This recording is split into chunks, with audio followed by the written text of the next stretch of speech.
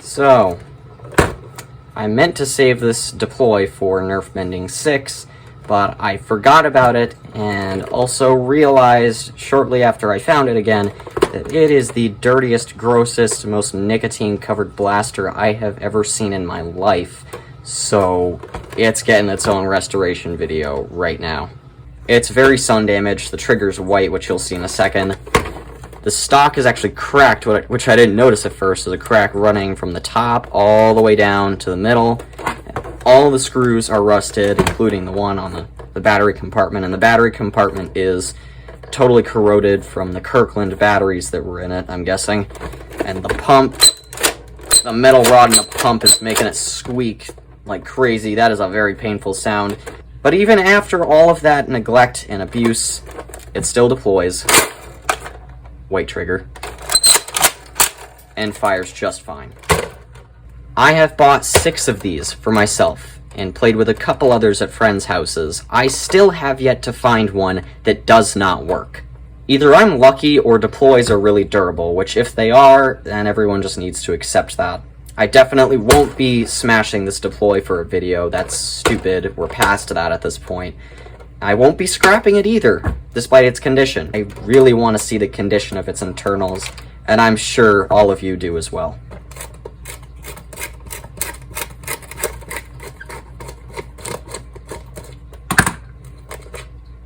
Oh.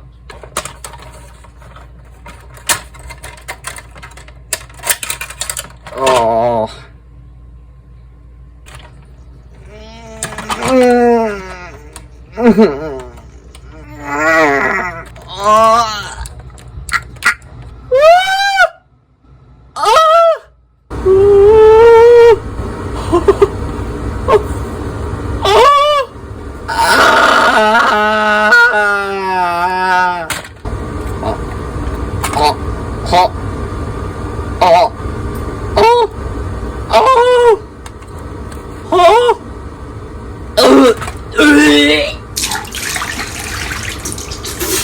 Hopefully the embarrassing noises I made right there indicate that this is bad. It needs a deep clean, and it needs it now.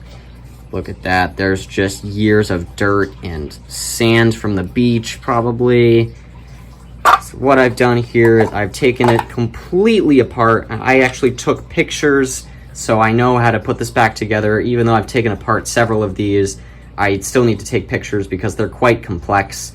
I'm going to wash the bigger shell parts with a hose, and then I'm going to wash the smaller parts that I've started organizing here in hot water from the sink. Obviously, any metal parts that are rusted, just go in some vinegar for a little while.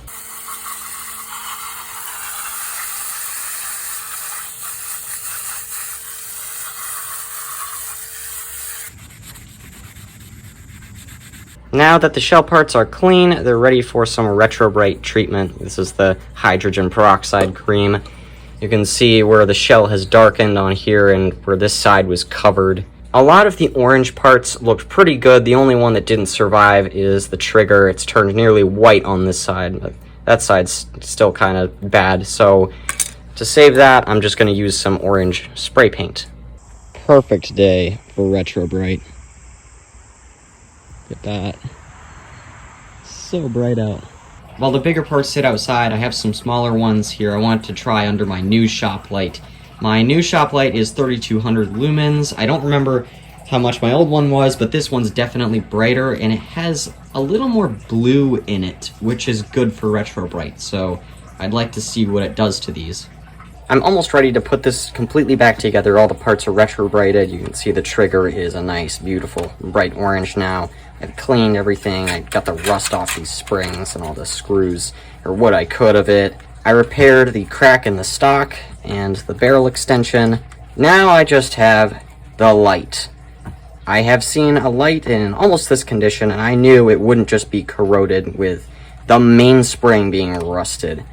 The wires have disconnected, and the switch is rusted out. Of course, that's why it really won't move at all, so I'm gonna have to risk dipping it in vinegar. I don't think that'll kill it. I have tried fixing one of these before, like I said, and it just never worked. And I'm going to be modifying this deploy anyway, so if it doesn't work out, it's not a big loss because I can just put a real flashlight in here, which I would kind of rather do than try to bother with this. But since I didn't succeed before, I'm gonna try again. Before I do any soldering, I just gotta clean these leads. Oh, man. Ugh. Oh.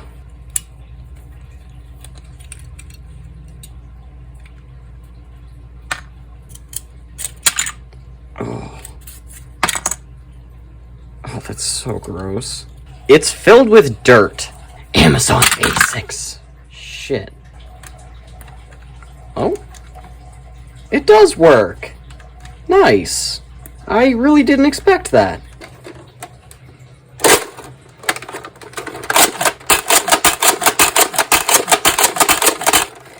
It works fantastic. However, I ended up losing the light because wires were becoming really easily detached like this. Just the solder was so bad and it was rusty and corroded anyway. I did get it to work for a little while, but it was just so much trouble that it's just not worth it for me since I'll be replacing that flashlight when I modify this deploy. I actually thought I had to modify it to get it to work because this pump grip was getting stuck right there, but it turns out there are 3 screw posts in this panel. I didn't have to put a screw in the middle. That was getting stuck on that. In the process of trying to figure that out, I removed all the mechanical locks. So I didn't mean to do that, but I'm glad I did because it works smoothly now.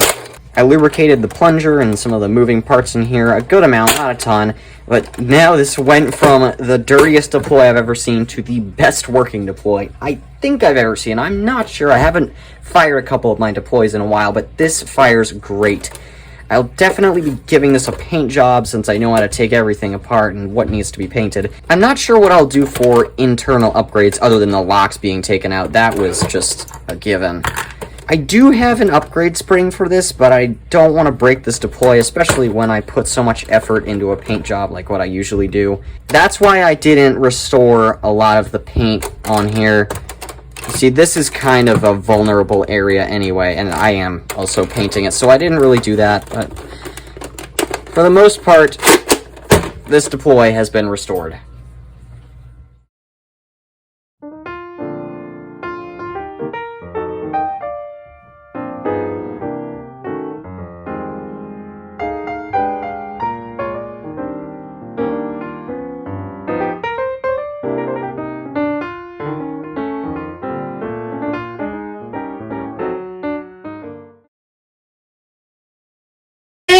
What that man?